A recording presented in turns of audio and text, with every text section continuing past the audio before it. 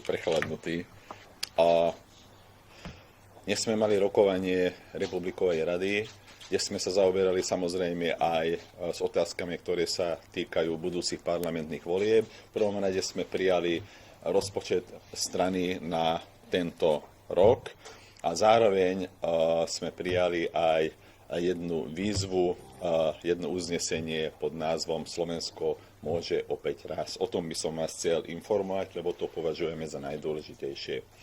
Slovensko od roku 2006 až na krátky časový úsek fakticky vládne jedna strana.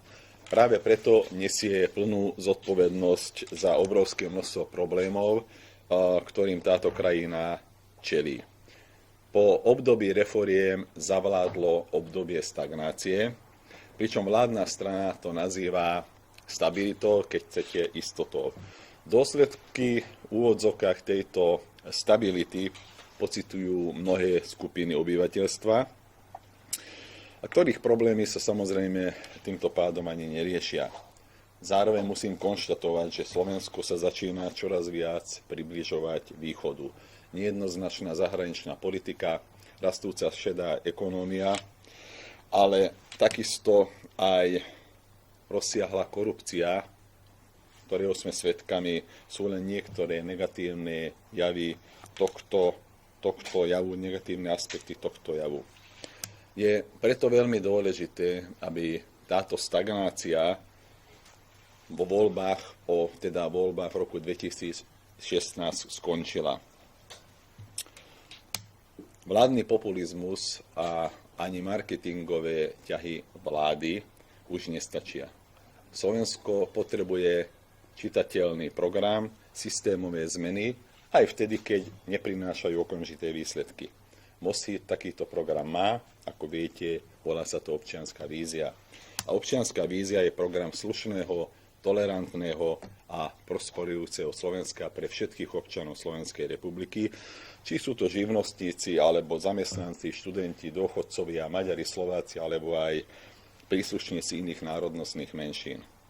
Preto aj dnes Republiková rada prijala vyhlásenie parlamentným voľbám 2016 pod názvom Je čas opäť rásť.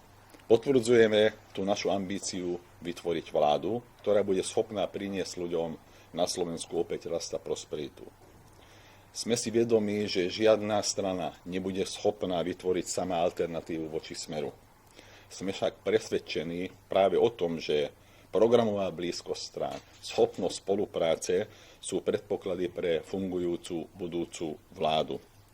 V súčasnosti ako reálna sa nám javí takáto možná spolupráca medzi stranami Most-Híd, KDH a Sieť.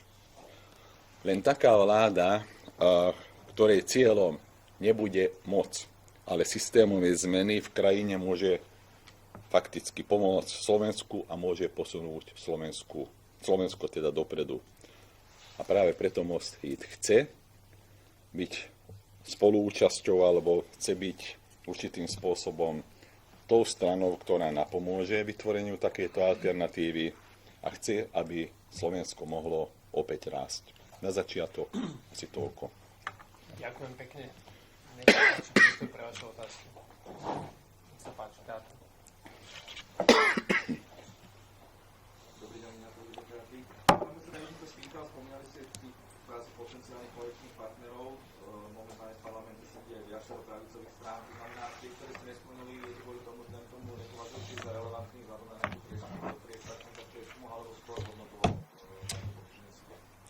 Pozrite sa, jednak je to aj programová blízkosť, to určite, lebo bez programovej blízkosti to je len o tom, aby sme sa dostali k moci a to je málo.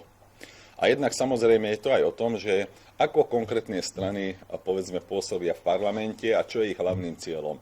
Ak hlavným cieľom je len sa dostať do parlamentu, urobiť všetko preto, aby tých 5%, povedzme ten prach, aby preskočili, tak pre nás je to málo.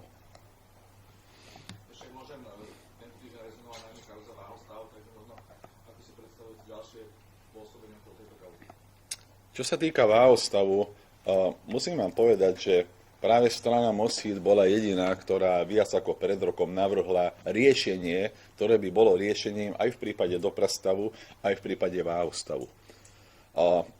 Samozrejme, poslanci strany Smer to odmietli. Nedávno sme znovu prišli s návrhom, ktorý by mohol aspoň riešiť váhostav, alebo poprípade tých, ktorí pracovali pre váhostav.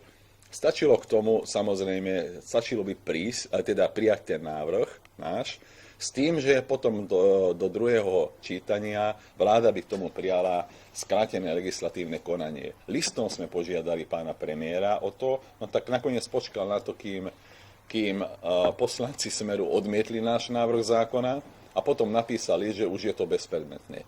Z toho vyplýva, že vláda, keď chcete, poslanci Smeru, nemali ochotu a vôbec ani schopnosť riešiť problém tých ľudí, ktorí ako mali živnostníci nejakým spôsobom ostanú na mizine len kvôli tomu, lebo došlo k reštrukturizácii takým spôsobom, že banky samozrejme žiadne riziko neniesli a váhostav a vôbec to pozadie váhostavu tiež bez rizika z toho určitým spôsobom vyviazlo.